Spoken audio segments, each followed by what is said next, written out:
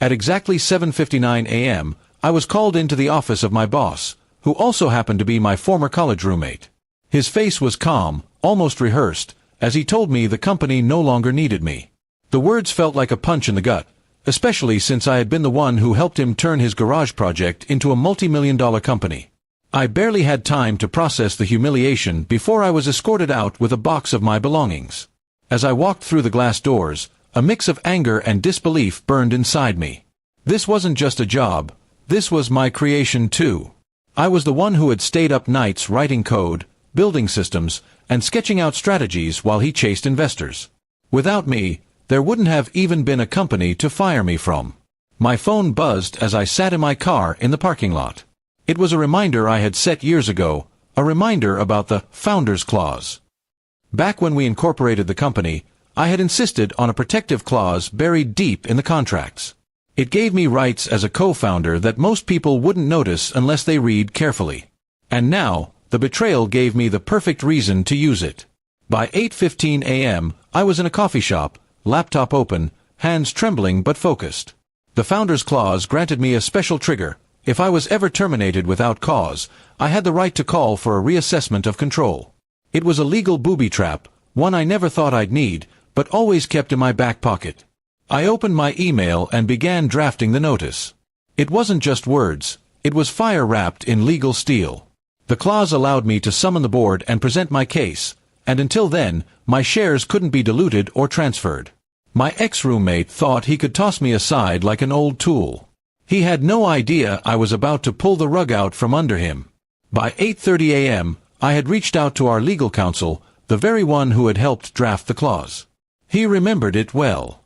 His voice over the phone carried a hint of excitement, almost admiration, when he told me, "This clause could turn the whole company upside down in your favor."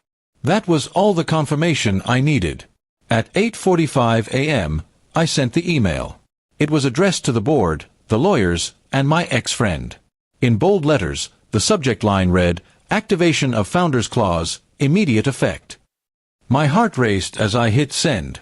With that, I had triggered a storm he couldn't stop. By 9 a.m., my phone rang again. This time, it was the chairman of the board. His voice was sharp, demanding clarity. I explained the clause, word for word, reminding him that this was signed and sealed at the very birth of the company.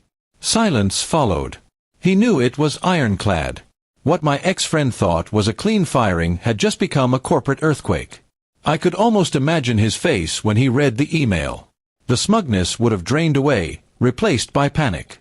He had underestimated me, forgotten that I wasn't just an employee.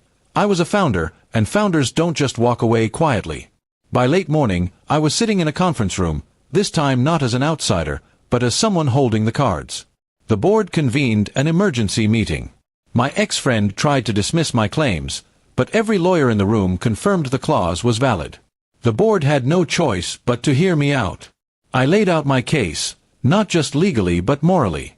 I reminded them of the nights I slept in the office, the code I wrote line by line, the investors I convinced when he was nowhere to be found.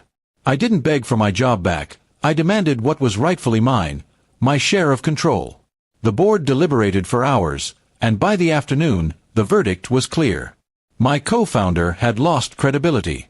His rash decision had not only jeopardized the company but also revealed his arrogance.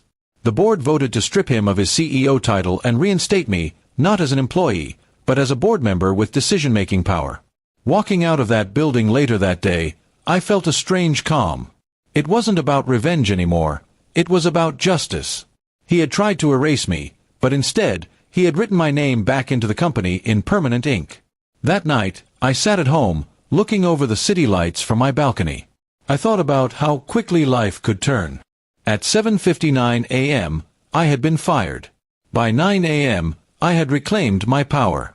And in the end, it wasn't just a story of betrayal, it was a reminder that when you build something with your blood and sweat, no one can take it from you so easily.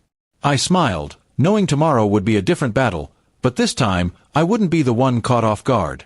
This time, I was ready.